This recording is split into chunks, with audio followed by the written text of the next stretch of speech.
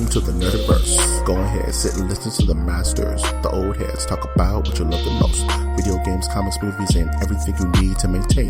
We got the knowledge that's straight out the ether. Gonna need a drink and have to take a seat to expand your mind and listen to the speaker. Mike and the squad's gonna give you what you need. Please send in a question, come and get some answers, learn a couple lessons from the masters with the special guests. We got the Green Lanterns glowing on their chest. Yes, please sit back and relax, cause we're gonna hit you with them stone cold facts and allow me to be the very first to welcome you to the masters of the Nerdiverse.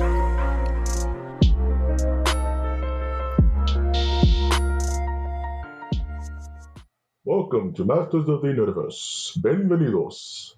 You can always find this intergalactic virus of a podcast on iTunes, Stitcher, Spreaker, SoundCloud, YouTube, iHeartRadio, and Google Play. And one day our great-great-grandchildren will be able to bear witness when we're available on Spotify.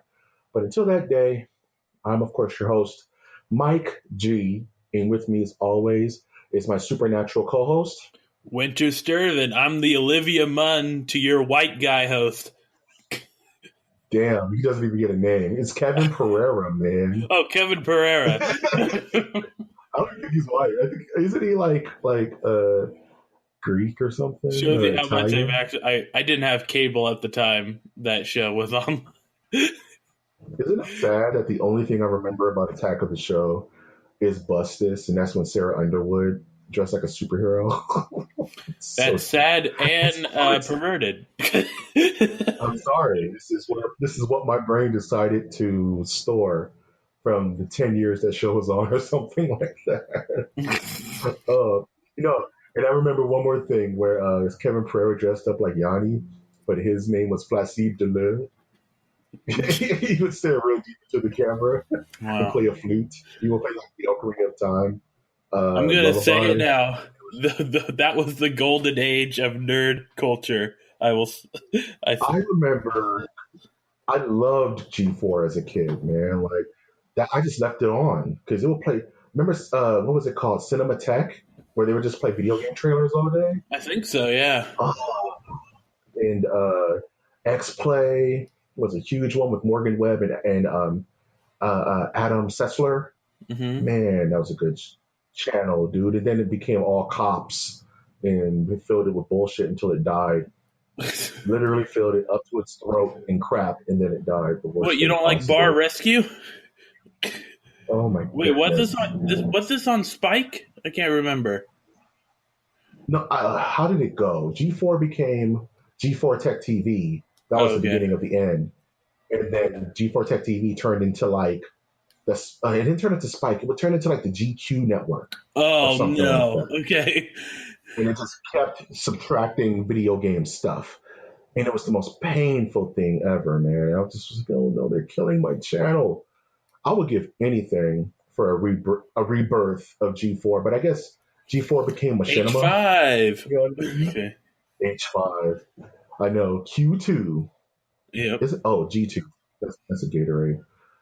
How you doing, man? How's your week been so far? I've been doing great. I have an update on the Nicolas Cage watch. Nice. I watched the classic Face Off, and I had a different reaction to it than I normally did. This was the first time I actually fast forward through parts of it. Yeah, that sounds about right. And like after listening to like how did this get made, trash it in an early episode, or like not trash it but like point things out to it about it, right. Like the whole thing about the hand and the face. I super hate that. Yeah, it's like, why did they add that? I don't know, man. There's a lot of real weird questions about that movie. Like the thing that always makes me stuck is the super jail with the electronic boots that are magnetized to the floor. Right. I would never get that part. Or like, and it's weird. They explored like having sex with his wife. Why did that become part of? Like, why did you have to go there? That's such a formulative moment of the movie. You have to know that their vengeance is deep because Castor Troy actually made love to what's his face's wife. You have to know that happened, Right. and he has to know that it happened. That movie's so dumb. I can eat a peach for hours. I can eat peach. Yeah, and I liked how when they switched roles, they were still trying to play like the other character or something. Or like it was like Right? Nicolas Cage trying to be John Travolta. And John Travolta trying to be Nicolas Yeah. Cage. It's so bad. I love Face Off is one of those movies that you just make people watch it, whether they want to or not. You just say, you know what? I'm holding you guys hostage. We're watching Face Off. There's no escape. No escape. And then you get stunned, gun, headbutted. Oh, man. Face Off. Oh, I don't know why when I think of Face Off, I think of that scene where Nicolas Cage gets thrown into the turbine and he's like spinning like a toy. Yeah. So I love the gunfighting scenes where it's like bam, bam, bam, circular flip, bam, bam. Dubs, circular flip, dubs, bang, bang, pew, pew guns. Yes. Oh, that John Woo, the Chinese Quentin Tarantino. Okay. Oh man, funny enough, like Quentin Tarantino is the American John Woo. There we go. Man. Yes, sir. Other than torment yourself with Face Off, what else did you do? I played some Fortnite. I'm getting better at it. I'll be the residential Fortnite expert. Okay, because I'm not touching it. Yeah, what I need to do, as a job that actually pays money, is become like, you know how there's sports analysts. Like, do you know the sports analyst that I just discovered called Stephen A. Smith? Oh, I hate us. I need to become the Stephen A. Smith of video game analysis. There's enough video game journalists that are hated. Become a nice one. Be one that's loved. Don't be the Stephen A. Smith of anything, Doug. But I love it. I love how much like he is getting. Like, I've never even heard of this guy before, but I just clicked on a clip of him, like, trash-talking Shaq for saying something stupid. And it's like, I don't know what they're talking about, but I love it. Stephen A. Smith, and here's the thing. There was a moment in my life where I would wake up watching SportsCenter, and it'd be Stephen A. Smith and Skip Bayless, and they would just talk about football season and basketball season. And Stephen A. is the most uptight, pompous ass on in sports history. But it's so captivating. Like, it's so. You didn't like his rants about weed? The weed. Yeah. I can't say you can get man. there's like several compilation videos of him talking about weed. And I love it because after you watch 10 of them, you're like, okay, I understand his position. Or like, I love his, I love it. Like, there's another compilation of him talking about Kwame Brown. Oh yeah, he loves Kwame Brown. A good section of his career was bragging on Kwame Brown and how garbage he was. Oh, Kwame Brown was the worst Laker. So it's like if I can like be a Stephen A. Smith mixed in with a Joey Styles of ECW, I'd be golden. Golden. Let me ask you a question. Did you get to play as the Mad Titan Thanos? No. Did you get the Thanos? I got into Fortnite after that's no longer in the game. No more Thanos? Oh, no. All right. You go play your Monster Hunter. How about that for the fifth time? Everywhere. Oh. I can't even talk because I'm like, my soul belongs to Monster Hunter. So, and I've downloaded Fortnite. I just don't play it. It's one of those games that you just have to play on keyboard, man. Like, do you play on keyboard? I think the controller is the best layout for it, to be honest with you. Yeah. Really? Because the building section of it confused me, and I kept getting blown up. Like, I couldn't build fast enough. Yeah, it's a learning process. It has a longer learning curve than other games, I would say, or like a bigger. It's like Yeah, juggling. is it bigger or longer learning curve? I would say learning in itself is not quantifiable by weight. It's more about Okay, like you could be the Skip Bayless of this podcast. You just I don't want to be the skip Venus of anything, dude. I despise both of them equally, but for different okay. reasons. You Oh can man, be Shaq, and I'll be the Shannon Sharp. How I'll be about Charles that? Barkley. I'll be, oh no, don't be Charles Barkley, dude. We gotta move Okay. on, man, because you keep digging I've just been your watching. toes. I've like discovering all these sports shows. Like, hey, have you guys heard of this ESPN show called First Take? Like, yes, it's been around for years, Winter. First team, Like, oh, been around for years. Yeah, man. Oh my goodness! So that's what you did with your week is that you watched Face Off and Stephen A. Smith compilation videos as well as Shaq Charles Barkley fight compilations.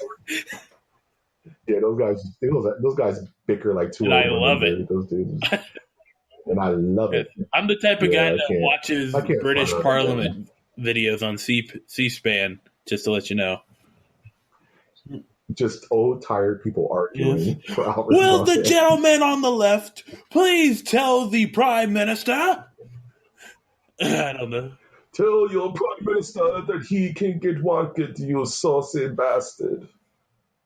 And they're like, oh. But how was How your dare week? he? That's the important part. My week. No, yours was the important part. My week was weird and unsettling.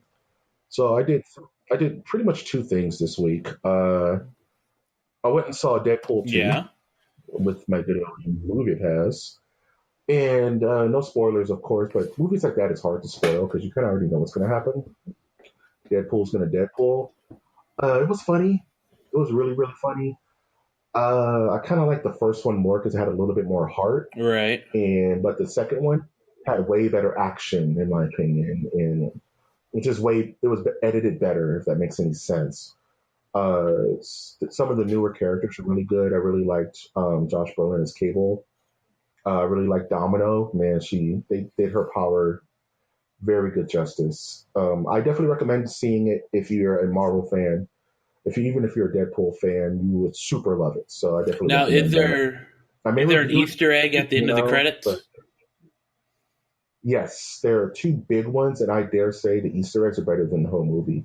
So please don't miss those. Yeah. Good question. There's two. They run back to back, kind of. So it shouldn't be too hard to miss. So just so you know, you don't have to stay to the very end of the movie.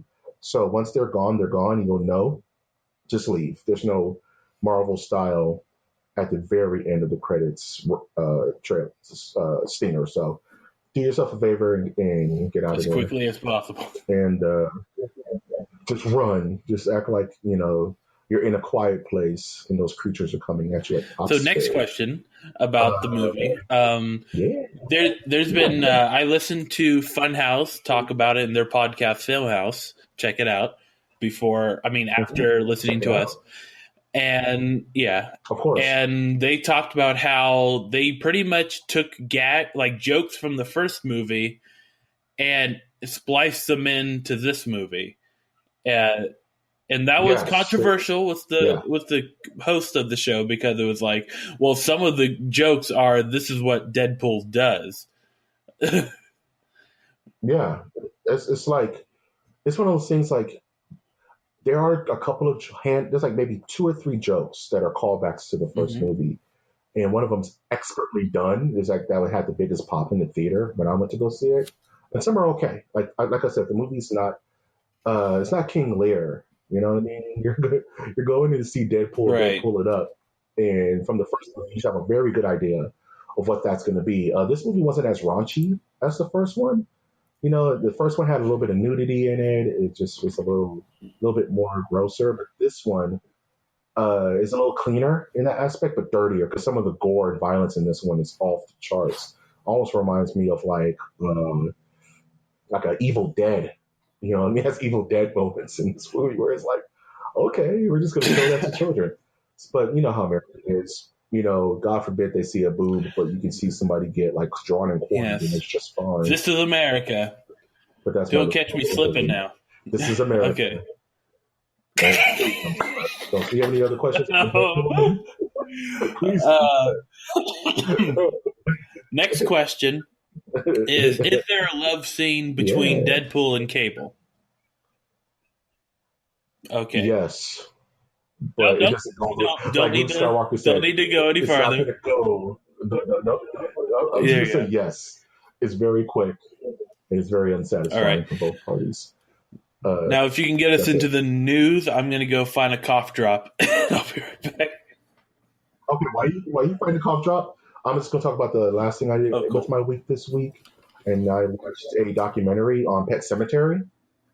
The film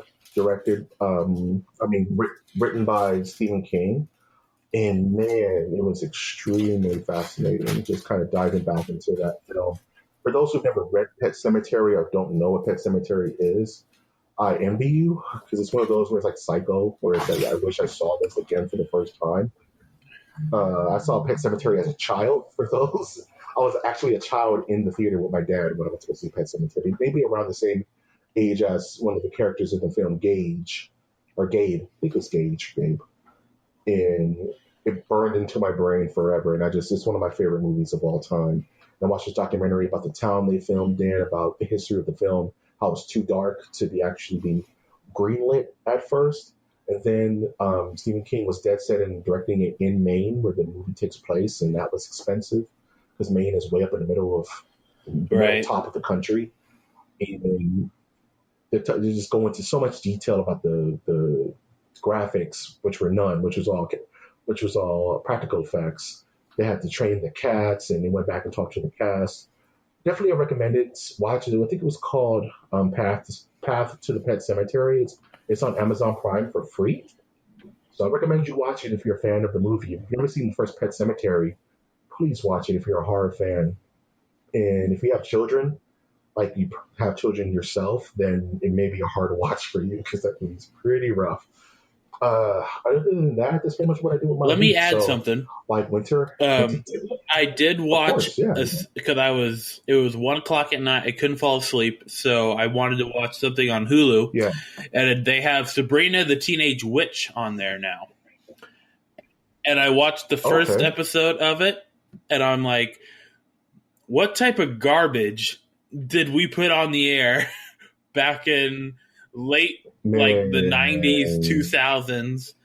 Like, I want you to I want you to watch, if you have the time, watch the first episode. It's going to be titled Pilot, classic. And nice. It's like, I don't know how to be a witch. Oh, that sort of this would never fly for a TV show nowadays of how corny that was. And then you have the animatronic cat, which is it's like Salem, right? I can see you know how cavemen, when they first see fire, they all freak out. You've shown fire to cavemen, and it's I could see people blowing their minds are being blown because of this cat. Yeah. But if you watch it now, it's it's garbage. Here's the thing, man. I remember watching Dinosaurs on TGIF on ABC and being blown away as a kid. The dinosaurs, they look so real and all this stuff. And I watch it now, and it ages so badly, man. It's just you can see the cuts in the armor. It's you can't judge that stuff back then because it was so rough. The Twilight Zone, 50 years before this one. Well, I just want to say 50 years. Was able to do so much more with so little. Here's the thing about that, man, is that the Twilight Zone had black and white to hide a lot of that stuff. And there are some episodes like Toys in the Attic. I believe that's what the name of it is. Or is that a Cowboy Bebop episode? Oh, my brain starts getting mixed up. Where the little space saucers look garbage, dude. Right. Like this, it's all that's how it's done. It's like Final Fantasy VII was like crap compared to like Super Mario World on Super Nintendo. Yeah. You know what I mean? Like it's hard to compare that visually to now. Even and what's funny is the stuff now is going to look garbage in like 10 years from now. It's just the uncanny valley of time, and that cat, as garbage that animatronic was, it could have been worse. It could have been a bad CG cat. Like I would have rather like had Lawnmower Man. a CG cat, or better yet, have like a small person dress up as a cat. That would have been a lot better than. I would have just put a damn cat on the show, And just a then like regular put cat, peanut butter in its and mouth. have it talk in mind control. Uh, No, just say, oh, he speaks in mind. He speaks in telepathy. yeah. Done. Yeah. It's like Alf. Why does Alf look so good? Like Alf to this day looks amazing. I think it's still until he is ousted from the hashtag Me Too movement. Then we'll have something else to say about Alf. Yeah, Alf is some dirt, dude. Alf was not a clean person, dude. It's like Chewbacca looks great in Empire. Right. I think it's the fur. The fur hides a lot of stuff. And like Harry from Harry and the Hendersons still looks great to this day. All right. Fur hides stuff. You're getting a little crazy there. Yeah. Did I take it too far? I don't care, man. I'm a wild and crazy guy. Let's get into this news, man. News. This is going to be a heated debate news. There's some stuff going on. Let's talk about the good first. There's the good, the bad, and the ugly. Let's talk about the good first. Microsoft announces Xbox One adaptive controller. One adaptive controllers for people with disabilities. And it's a first, and it's amazing, and it's smart, and it's very good. Like, I don't see any negatives to this for people who still want a game but may not be handy capable. There's this fighting game, online warrior. His name is Brawly Legs, and he plays a lot of Chun-Li and Street Fighter 4, and he still plays Street Fighter 5. A lot of Chun-Li. He has a disability where a lot of Chun-Li, Brawly Legs, because they're so strong, he kicks so fast. And his most of his body is crippled. Like, he's pretty much, his legs, he can't really move his arms. So the guy has learned to play Street Fighter with his mouth and part of his thumb. And he's like he's one of the top 5 Chun-Lis in the world. He's amazing. And for them to create a periphery that may make that a little easier on him is amazing. I mean, it's great. I mean, what else can be said about something like that? I'm surprised it hasn't been done earlier. Yeah. You know what I mean? I like it. I fear that people might try to find an advantage to use it in like typical games, but I'd rather have that be a threat than have people not able to play a game. People play video games on the weirdest stuff, man. I saw a guy win like a Street Fighter tournament with a damn with a Guitar Hero guitar. Like what? How'd you do that? Right. So definitely people are going to get on that tech and bring that to tournaments, and then have to argue with the TO, our tournament organizer, about this is legal. Like, no, man, you're all right. If you can't park in a handicapped spot, you shouldn't be able to use the disability controllers. You know what I'm saying? It shouldn't be legal, because that's not fair. Well, it is fair, I guess. It's like you said, people are going to find weird ways to scum it out that don't need it. So I don't know. We'll see. New controllers, new peripheries is always an exciting time, especially in competitive sports, like our competitive esports, as it were, like first-person shooters, MOBAs, and fighting games, and sports games. So I think it's good on you, Microsoft. Continue to do better. Can you please just put out some games? Put out good games, and I will buy your system. Please. Okay. Let's go into the next article, here we go. which was the ugly, but I'm changing it to the bad. And that's this. And I need to go in on this. That's this new Cartoon Network 3.0. Thundercats remake Thundercats 3.0. called Thundercats Roar. And Yep. literally 3.0. It's literally 3.0, and it's we're going to go into it. So the internet is literally losing its damn mind. It's immediate vitriol towards this thing. And it's for good reason, because the art style is very jarring to what people know Thundercats to be. And for those kitties, hello kitties. That is really bad.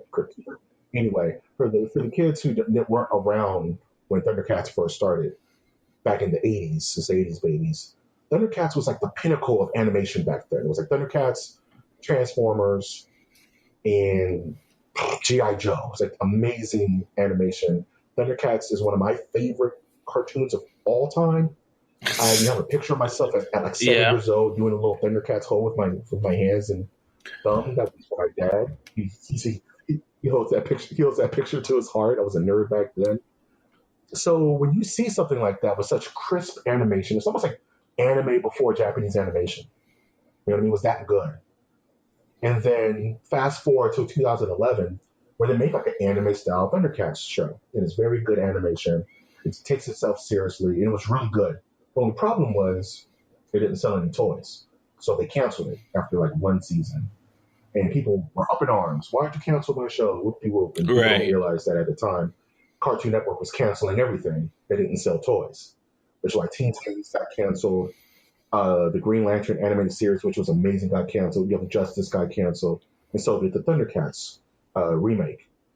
Fast forward to now, and this guy who has a history of animation, really good animation, mind you, good animation quality, debuts his idea for Thundercats as kind of more of a gumball kind of, almost like an Adventure Time kind of style Thundercats, where it's really cartoony and very overly animated. And yeah, it looks like what was that one show with the The Amazing World of Gumball. It was Gumball, where he had his brother was a fish and he was a cat, and it's like the Amazing World of Gumball, but it's Thundercats. So Lionel looks like a complete cartoon. Everybody looks very low level animated, but it's animated beautifully. Like the dude did the entrance, and there's just a flow of animation.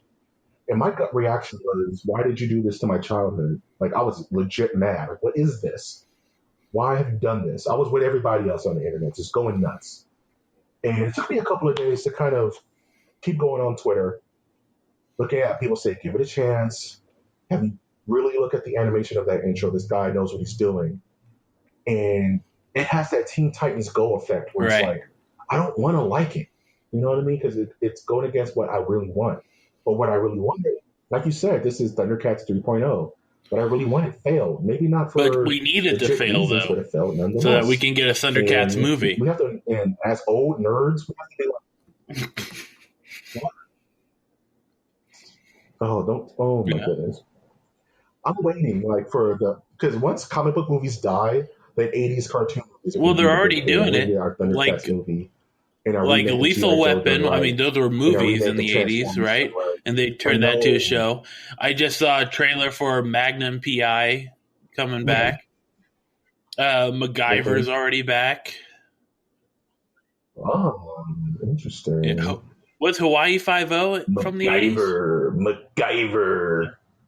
Yeah. Yeah, I think so. 70s, 80s. Well, they already tried, and it already went away. Trying to bring back Knight Rider. I think Knight Rider's super dead. But it fails. Knight Rider 2000. Don't ever watch that ever. All that to say is that sometimes the stuff isn't made for us, man. It's made for the little kids who don't know what it is. And maybe you have some weird resurgence where it's like, we love Thundercats Roar, and it's like the biggest kid thing. And us old fogies are like, that's not my Thundercats. It's like, well, dude, just watch your old episodes. You know, embrace this new norm, I guess. Gotta grow with change. So at first I was like, I hated this idea and I was going to bash it on the show. But I am going to watch the first 3 episodes. I'm going to give it a fair, good old college try and really give it its due, because it looks like the guy's putting a lot of hard work into it. I need to see what kind of comedy it's going to be, because he's saying that it's going to be a good mix of comedy and a lot of action, Right. very action heavy. I'm like, well, in this art style, how's that going to look? And if it's epic, then what can you say? Now, here's Really, right? a question for you. Do you Cautiously know of optimistic any at this place. shows on Cartoon Network that solely focus on action anymore? Or do they always add... Because it used to be like, Damn. off the top of my head, New shows? Toonami would come on. It would be like Code Lyoko. I cannot believe I remembered that. I need help. Yeah. Code Lyoko. Yeah. Yeah. Or like Teen Titans, the first iteration. Was pretty rough. Nothing. The first season, but like now Toonami is only relegated to old. But you know what? Toonami is its own thing because its marketing is completely different than Cartoon Network, and they usually just import animes. Like Toonami is going to be getting My Hero Academia soon, the English dubs. And like what they did with Dragon Ball Super, they got that maybe a couple of years ago. And other than that, they just show reruns of Inuyasha and Cowboy Bebop and Hunter x Hunter. You know what I mean? So Cartoon Network as a company has not created any action-based content, I don't think, since, like you said, right, old school Code Lyoko. But I don't even think that was made via Cartoon Network. I just think they bought the license to run it. Yeah, the last thing that Cartoon Network made, that's true, honestly, was maybe the Samurai Jack revival. You know what I mean? I think, has it already been a year? Wow. Back like a year ago, right? I think it was like a year ago, maybe 6 months. No, I know it's more than 6 months ago, where they closed the series, and it was beautiful and amazing. So I think that was it. And it was like maybe that was like their experiment to see people still care. And yeah, Samurai Jack, people super care, you know. So hopefully this show is hopefully it's 60-40 action to comedy, but I doubt that. It's probably going to be the other way around. But we'll see. If it's funny and if it's action packed, then I can't front on it. It's just going to look different, you know. And I just have to deal with that. Deal with it. I don't have to like it, but I'll deal with it, man. Deal with it, and the shades drop over my face. A couple of quick things, and if you have any comments, Winter, just jump in, please. Soul Calibur 6 adds Yoshimitsu, which no one cares but me because I'm the fighting game side of the nerdiverse. Yoshimitsu's been he's the guy with the sword, right? He's the guy with the sword since and he's the third. He's the third stage evolved form of Yoshi. Yeah, he spins. Okay. Yes. Yeah. Like there's Yoshi. There's Yoshi Island. And then there's Yoshi Super Mario, and then there's the Tekken series. Form, and that's one. Yes. And then there's Tekken, right? So you got to think about it that way. Like if you took off what, like Yoshimitsu and Lizard Man are the same guy, right? If you take off Yoshimitsu's mask, he becomes Lizard Man because he's a descendant of Yoshi. Hold on, let's get real here. Is Lizard Man really connected to Yoshimitsu? You want to lie, or do you want to tell the truth? You want me to lie? I want tell the truth. You can't handle the truth, honestly. Oh, we went to two different movies. This is why this is the phrase, what I call it. See, now I'm just gonna leave it at that. That's amazing. That was beautiful. Jake Gyllenhaal is in talks to play Mysterio in the Spider-Man Homecoming sequel. Isn't also first Batman also supposed to be there? Michael Keaton. Okay. Yeah, Michael Keaton's coming back as the Vulture, supposedly, in the sequel to Homecoming as well. And my personal thought about it is I think Jake Gyllenhaal is too good of an actor to waste on a throwaway villain. And I love Mysterio. He's a cool fishbowl-headed magician. But I think Jake Gyllenhaal would have a better fit in the MCU as somebody else. Honestly. Like the Joker. Oh, that's MCU. That's not MCU. Never mind. The Joker. But no, man, like I like Mysterio, and I think Mysterio needs to be on the big screen at some point because he's a very cinematic villain, full of smoke and mirrors, and he will look great. He will look great if they done him right. But Jake Gyllenhaal is such a good actor that I don't think he would be a better fit as a leading man, even maybe Mr. Fantastic somewhere down the road. And funny enough, he may make a pretty good Wolverine too. Like Jake is like after I saw Southpaw, he can do veracity with the best of them. Like man, Jake could be a beast. All right, to quote someone we were talking about, to say that he would be a good Wolverine is blasphemous. I'm sorry. Mark my words. He will make a good Wolverine. He has the height. He has the muscle. If you're gonna go the route of Jake Gyllenhaal, just you have to. Okay, but you have to leap over several other candidates. Oh yeah. For instance, Leave Schreiber. Is it Leave Schreiber? I'm thinking of that. Yeah, Leave Schreiber was already Sabretooth, so he doesn't count. He can't. Yeah. Do you think they care about continuity? No, they super don't. No, if Human Torch could be Captain America, they super don't care. So fair enough. Right. Or like Chris Pratt could be up there. Chris Pratt's already Star-Lord, dude. Dude, you need to relax, all right? I'm sorry. Josh Brolin's already two people in the MCU. But he's not two people in the MCU. He's a person. He's Thanos in the MCU, and he is Cable in the dying X universe of Fox. So that's fine. Just have Chris Pratt be on the screen at the same time. Have him be Star-Lord and then have him be Wolverine. That'd be dope. And just give him a little more scruff. Yeah. They're wasting the talent on that, dude. They're wasting talent. I'm going to skip over one because I really don't care.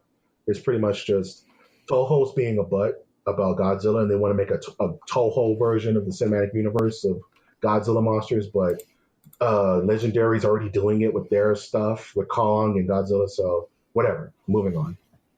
What I want to talk to you about is the recent trailers for Battlefield 5 and Call of Duty Black Ops 4. Yeah, baby! I want your thoughts on this, because it's looking like it's going to be a Battle Royale cuddle puddle, and I want to see if you're cool with that with games that you actually love.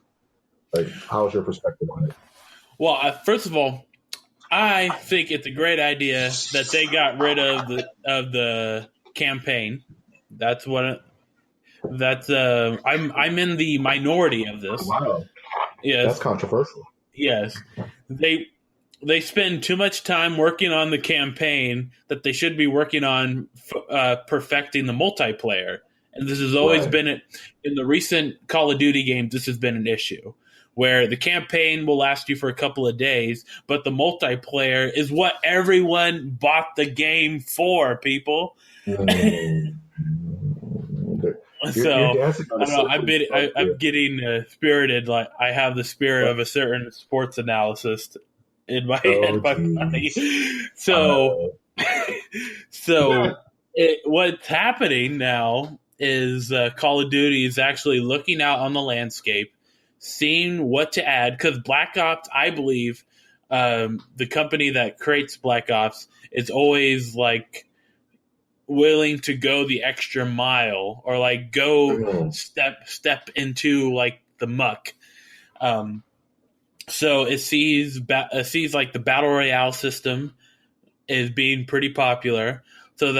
Now they're doing a feature, which I think is going to become now a trend for several games. It's going to be like a game mode that they offer of battle royale. So Call of Duty's getting their own game mode of battle royale. So instead of like PUBG, Fortnite, pretty much. Well, let's just say Fortnite, pretty much. All the other ones and the rest.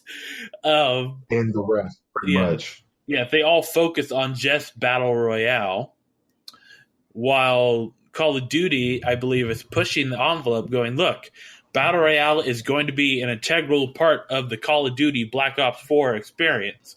But we also have your classic multiplayer with some minor twists, as well as your classic zombies with some twists. And let me just. Oh, sorry. And I think I'm definitely going to buy it. I'm sad that this would take me away from playing World War II for a little bit, but trust me, there's another game coming out that will take care of that, which we can talk about later. Absolutely. Now, I have a question for you. Do you feel that Fortnite is going to feel any heat from this for all these? No. Do you think the rest is going to affect Fortnite on any level? No. There's no way, because Fortnite has a core group of people that stream it, and people watch those streams because Fortnite, what if they're a really good player, is like a beauty to see. Like you're watching like these beautiful constructions happen. While Call of Duty, it might be fun to watch like a minute of play. I would not watch a stream of it. I might watch like a tip video, like five ways to improve your KD sort of thing. Mm-hmm. But I don't think you might see people going to it for like a couple of weeks, but then it will chill down. It will relax after a while.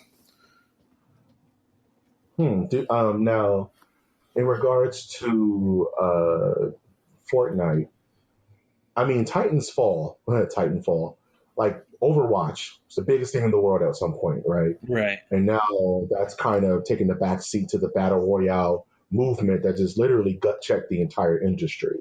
Right. I could see Battle Royale games being the forefront of most multiplayer maps going forward, maybe the next 5 years. It's such a fresh take on something people have done since GoldenEye 007. Do you see the major community for Call of Duty and for Battlefield shifting their gaze from the standard, what we know as a multiplayer map, to Battle Royale, and that becoming the focal point in these games? Or do you think loyalists will stay true to their modes and play the Battle Royale versions more sparingly? What I see, if I was in Call of Duty's shoes, they have tournaments for the other modes of Call of Duty. What they should do is have a tournament, a feeler tournament, we'll call it, for the this new Battle Royale. They call it Blackout, the Battle Royale mode. And this would start developing a community that is strictly like Call of Duty Battle Royale enthusiasts. And it could very well be that this is something that they keep adding to games, because there was a time where there was no zombies in any Call of Duty game. And then and then they added it, and now both sides are competing on who's going to have the best zombies game. Right. Black Ops or regular Call of Duty. And I would see this as more as a fad, because a lot of people are calling it a fad. Yeah. But I think fads that last a test of time are just turned into genres, right? Like everybody thought that the Marvel Cinematic Universe was going to be a fad, right? When it first came out with Iron Man and Thor, but now it's a genre, right? It's its own living, breathing section of the zeitgeist. And I think Battle Royale games is the next evolution of multiplayer shooters, in that way. Right. Well, it is now its own genre. Like, going back to like game modes being added to games, like when Halo, I remember playing Halo 3 in a hot what do you call those things? A garage. Garage with like 3 different Xbox plugged in, and making our own infection mode. Infection wasn't a mode built into the game. I don't think at Halo 3, maybe Halo 2. But anyways, it was the next game after that developers saw that players were doing this, and then they added infection. Same thing goes for the mod for Warcraft 3. Right. where it was like you had your heroes and then you were battling other heroes while there were smaller armies facing each other, and then the heroes can buy like loot and new weapons and potions, and that eventually turned into Dota, I believe, and then now you have League of Legends. Isn't it crazy how that works out? Uh, Like you were mentioning, sweaty garages in Halo is the yeah. birth of like LAN parties. You know what I mean? And Yes. like combos in fighting games was a mistake. It wasn't supposed to be Yeah. that way. And it's Amazing just like things happen in garages, sweaty garages. Uh, more than you think. uh, yeah. Very, very good, very good. Last bit of news of the day is that the CW has announced the introduction of Batwoman to the CW Arrowverse or the Arrow Flashverse. Yes. Now I And have a joke for this that I wrote. go for it. So I have to do like a monologue thing. Like, so have you heard about this? The CW is gonna be introducing Batwoman in the superhero universe called the Arrowverse. Now, hopefully, they can introduce an audience. That's actually you know Okay, what? thank you very much. The Arrowverse is quite popular, man. I mean, these shows have Yes. taken over the CW. Like, there's Jane the Virgin, and there's the Supernatural. Supernatural, which has been on forever. And the Arrowverse is going strong, man. They're adding shows. Black Lightning was a pseudo hit. Yes. And So why did the why does DC treat it like the bastard child I'm gonna tell you a secret. of the world? Exactly. Exactly. Well, the problem with that is that the DC Warner Brothers machine doesn't know what the hell they're doing. That's the easy answer. Right. People don't know what they're doing, and they're kind of just now starting to slow down and kind of get a better grasp on what they want to do. Like they've ever since Justice League, I think they've just been like, you know what, we're just going to pause all of this and be quiet. Probably clear until Comic Con with what their true intentions are going forward. I mean, they've mentioned the DC Universe streaming network, which I think is a good idea for them. Mm-hmm. They're slowly putting out stuff for Shazam and for Aquaman without any really big fanfare because they have no right to kind of have their chest out right now. They're on damage control. So for them to introduce Batwoman to the CW is a very interesting step into the pond that is the Bat family because it's actually the smartest choice between everyone because Right. Kathy Can is the most separated from the Bat family. You can't introduce Robin or Batgirl or Nightwing yet because that's way too close to Batman. And for some reason, they're very skittish about having their CW version of Batman because it's so close to Arrow. You know what I mean? They're pretty much the same character. And the moment Batman shows up, it's like relationship George meeting friend George. All right. It's the same analogy where it's like the moment Batman walks into the door, he will kill the Arrow show, right? It's just going to happen. So they're like, we can't. Stephen Amell's like, please don't introduce Batman until I'm ready to end this thing. They may not ever introduce Batman because he's too much of a threat to that show, the birth of all of this. So who Right. do you introduce? Batwoman. She can be from an alternate Earth. She can be from their Earth, but Gotham has been mentioned in the CW. Even Bruce Wayne has been mentioned in the CW. But I think they're so afraid to have Batman and Arrow in the same room and have the fans go, huh? Or even the CW has their version of Superman, which is not Henry Cavill. Like you say, it's all separated. So I think this is like their tiptoe toe into the water, kind of like what they did with Supergirl. Oh, we will eventually want our own Superman, but let's do Supergirl first, right? Right. Like that toe in the water into this entire side universe, which is Krypton and Kryptonians and Superman. So I think this is a good idea, and I'm wondering where they're going to debut her. It would make sense for her to be like on maybe if not Arrow, then maybe like the Heroes. What is it called? Heroes of Tomorrow, Legends of Tomorrow.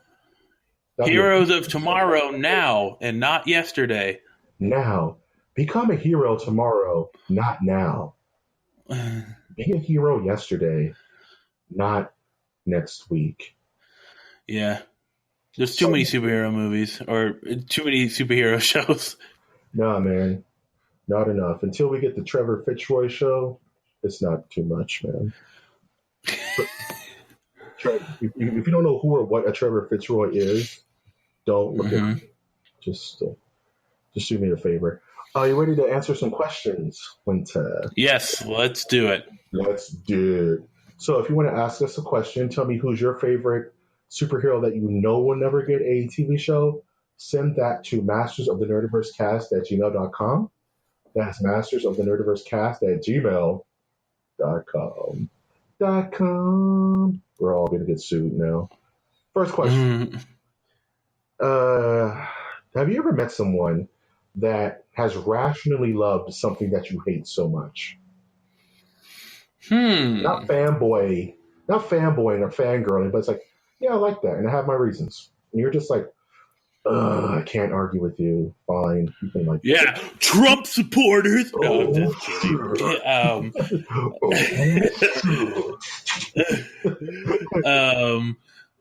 Something that I hate.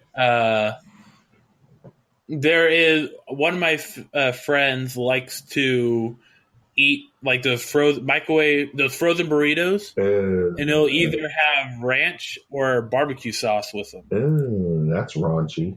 Literally. And I'm like, you are a serial killer. This is what serial killers do. Yeah, and he doesn't answer. He doesn't deny. He just goes, Winter, you're being overly dramatic. He doesn't say that he's not a serial killer. Yeah, idiot.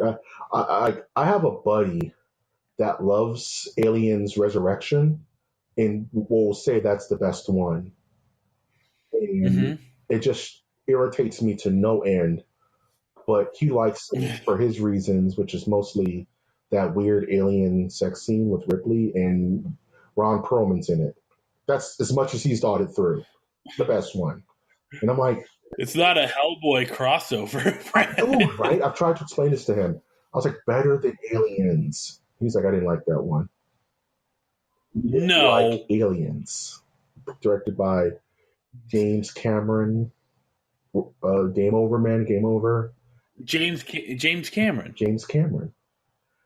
No, doesn't like it. Better than Alien. Directed by now insane hermit Ridley Scott. No, it's too slow. What did you like? The basketball scene? Is that what you like? Where Ripley shot it over her head and it went swoosh? He's like, that was tight though. And I'm like, I'm gonna let you live, man.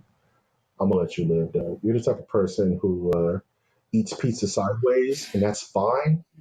You know, I'm a weirdo myself. You gotta fold it. You gotta fold. The best pizzas are the ones that you can fold. That's what a New Yorker taught me once. If your pizza doesn't fold, it's not pizza, bro. Next question. Yeah. Yes, sir. What's the everyday sound that you hear that just sends shivers down your spine? Like you hear it out of nowhere, and you immediately just like, oh, you're on point. You're on nerve.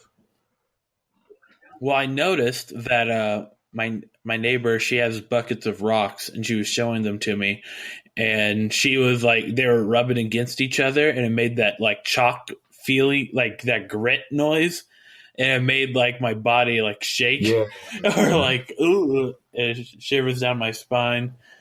Man, like I don't know. Yeah. For me, I don't know why, but little girls, when they are having fun, they just want to scream. You know, like this high-pitched scream. Oh. You know what I mean? And I have my neighbors, which are right next to me, and whenever they have parties and stuff, I just hear shrieking children. And it sounds like they're either being hurt or they're just scared to death. And it always ticks something in my brain that makes me want to hop the gate and see if everything's okay. And I know it's just them like on a water slide or something. Yeah. But the sound of children screaming, even in joy, just triggers something in my brain where I'm just like, Captain America mode. I gotta ruin this for him. I gotta go in there and be the wet blanket. Stop enjoying yourself. But no, just the sound of children like laughing to the point where it's almost like high pitched howling. It just tweaks a part of my brain where I'm just like, I'm on alert. I'm like that one SpongeBob meme where he's a caveman. You know, he's just, right? He's just looking around for danger. That shit bothers me to no end. Yeah, enough on that. Last question, which is more of a hypothetical, but I like the way your brain thinks, and I think you'll be able to rock with this one really good. Really quick, All right. pitch me a romance comedy as a horror movie, and then pitch me a horror movie as a romance comedy. Okay, here we go. Romance comedy. So we could do. I'm thinking of a From Dusk Till Dawn type scenario, where the first half of the movie is about this guy meeting this woman at like a dating service at a bar sort of thing, and we'll typecast it as like Ben Stiller and Jennifer Aniston reuniting on the screen. And so then flash forward to they get married, and then on their honeymoon they go to a town in Africa. Secluded. No, not a town in Africa. They go to an island. They go to an island where they're by themselves. They're the only people on the island. So they think. They actually discover that there was a testing facility on the site where they've left one of the tubes intact of this creature, and you don't know what the creature looks like until the very end, and it's just them being chased around the island by this creature. And this is where you start getting your marketing cap on. You can either do two things. They get rescued by a big ship that contains the creature, and they take the creature back onto the mainland, which you discover that the creature looks exactly like the creatures in A Quiet Place. What I'm saying is, this is a prequel to A Quiet Place. Okay. That's one idea. I'm with you. I was like, is this the relic? The second idea is that when they revealed the creature, it turns out that this is part of the Cloverfield series. Cloverfield paradox. Yeah, I love it. Yeah, it's just So you want a horror movie as a romance comedy. Okay. So you will take another trope of a bunch of teenagers going to a house for the weekend, sort of thing. And we'll give another trope of a serial killer who's killing all the kids, except for one girl, that it turns into that the whole movie is him trying to explain why he killed all these people and why she should love him for the way he is, because he loves her the way she is. And then and then wackiness ensues, because it will be like a tongue-in-cheek, like, I guess I'll go outside for a bit. Oh no, that sort of stupid stuff. It'll be like a slapstick, and it's not as good as an idea as my first one, but it could be a Cabin in the Woods spinoff. Oh man, good. Loving it. Okay. I'm going to do my horror into a romance comedy, and you tell me what you think it is, what it's based off of. So just freestyling off the top of my head. So I want to do a movie about a womanizer who's gone through his life being handsome and has always gotten the girl he's wanted, right? He's never really fallen in love, and he's just constantly playing women like a player. And something in the movie happens where he becomes horribly disfigured and dies. He becomes, let's say, cut up by glass or something. But his spirit only exists in a dreamlike state. So he's dead, but his essence exists in the dream world. So now, rather than visit women physically, he begins to invade their dreams and becomes the love of their lives via the dreams they have. And for each woman he visits, he has encounters with them to the point where if they're, let's say, holding his shirt and they wake up, they'll just have his shirt in the real world. And he finds the perfect woman that he wants to fall in love with, but he can't be with her ever physically because his body's already dead. So at the end of the movie, she finds a way to drag him back to the real world, and they fall in love and stay happily ever after. And it's called Man of My Dreams. What do you think? It's like Alfie mixed in with Ghost, or what's another one that I don't know. What were you thinking? Like an Alfie mixed with like Nightmare on the Street. Okay, but I did get the absolutely. Alfie part right. So I figured that's kind of disturbing. Okay. But here's my romantic comedy into a horror. So there's this creep who has an unhealthy fixation with this woman, and he kidnaps her and beats her over the head to subdue her, a la like Silence of the Lambs. And he keeps her in his house, like Black Snake Moan. And she can't. She because of the damage to her head, she has a form of amnesia where she can never remember where she is. So he's tricking her to think that they've been married for years and she's at home. So every day she wakes up, he has to re-trick her that she doesn't catch wind that he actually kidnapped her. And many years pass, and people have been looking for her this whole time. And the private detective finally finds that she's been stuck in this home dealing with Stockholm Syndrome with this kidnapper, fooling her into thinking that they've had this life together. He's taken pictures with them. They've had children at this point. And he has to rescue her from this kidnapper who would stop at nothing to keep her at home. I based it off of 50 First Dates. All right. I thought you had three movies in there. You had Black Snake Moan. Yeah. You had Misery a little bit. Yes. And then you also had Overboard. In my brain, I was thinking, okay, 50 First Dates is kind of the creepiest idea ever. And that can swing into a horror if she doesn't want it, you know? Yeah.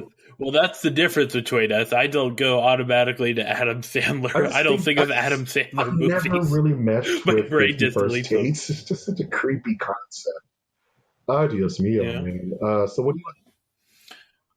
So what would they call a sequel of 50 First Dates? By the way, 50 First Bases. 100.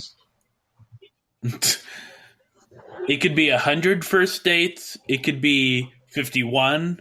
It could be 52 first dates. That's a strong one. Oh man. Yeah. Netflix and right. Thrill. You know. So lame. What are you looking forward to this week, man?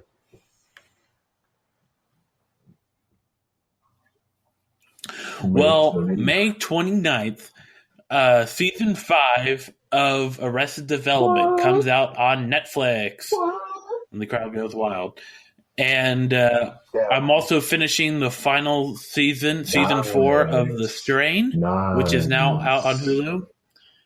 And I might take a nap. I'm really looking forward to is that one of my favorite bad horror movies of all time, Rawhead Rex, has been restored to HD.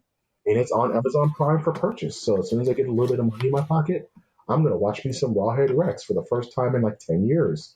Because it's one of those movies that never got reissued and super old and beautiful and stupid and awesome. So I'm really looking forward to Rawhead Rex. What I'm not looking forward to, yes. The Clive Barker Rawhide Rex? What you know about Rawhead Rex? You know nothing. I just looked it up right now. So I love it. And every person I've subjected to it hates me for it. So Rawhead Rex is the best. No one can tell me anything about it. One thing I'm not looking forward to is Solo, a Star Wars story, which I'm going to have to drag myself to go see so I can have an opinion on it. Han Solo. Han Solo. Han Solo. Han Solo. So I have to go see that crap. We'll see. I'm going to go in there with the lowest expectations, and I'll give you my honest 2 cents about it. We'll see. People are gassing it up, and I don't like that feeling. Seems like money is making it good. I don't like that. It's Ron Howard. Ron Howard Rex. That's the name of the podcast.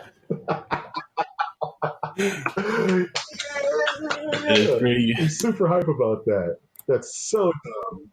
Yeah. Ron Howard Rex.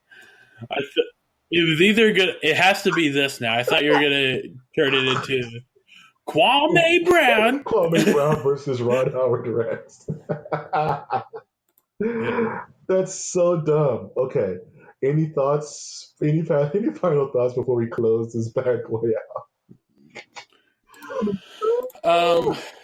Try to avoid taking lisinopril for blood pressure. It gives you a persistent cough. You know what? I've been taking lisinopril for my blood pressure for maybe 5 years. Never had a problem. Well, it reacts to people differently. Yeah, 1/3 of the population gets this cough. It sometimes means that you're allergic to it, but my doctor wants me to stay on it for a little while longer. So tell that bastard that you're coughing it up, and it's not comfortable to the winter throats. No, I mean it does feel like sometimes like it's a dry cough sort of thing. That sucks. Yeah. Well, hopefully they switch you out, bro. Yeah. Yes. Take your meds, ladies and gentlemen, unless you know a good herbal supplement that's so you don't have to. I'm trying to get off lisinopril because I don't like being held down by big pharma. And I want to start just lowering my blood pressure naturally with garlic and eating better and stuff like that. But if you have a med, take your med till you figure out how to not take it no more. That's my 2 cents about it. Oh, good business. If you've listened to the show and you've liked the show and you would like to support what we do so we can keep on going, please visit our website, which is mastersofthenerdiversecast.com. There you can actually listen to old episodes of the podcast where you hear me actually trying to dislocate the lament configuration and the wackiness that ensues. You can also find us on Patreon. If you want to kick a couple of shillings our way, it will definitely help with the production of the show. And if you want to help us in a less money ways, then you can actually just leave a like, comment, and subscribe to the device that you're using to listen to us. May it be on iTunes, Stitcher, Spreaker, SoundCloud, YouTube, iHeartRadio, or Google Play, or if you're listening to us in the future through Spotify, please leave us a like, because the future is now. The future is now. The future is now. I've, of course, been your host, Mike G. And I'm your host, Winchester. And we will always ask you to take that one step beyond coughing.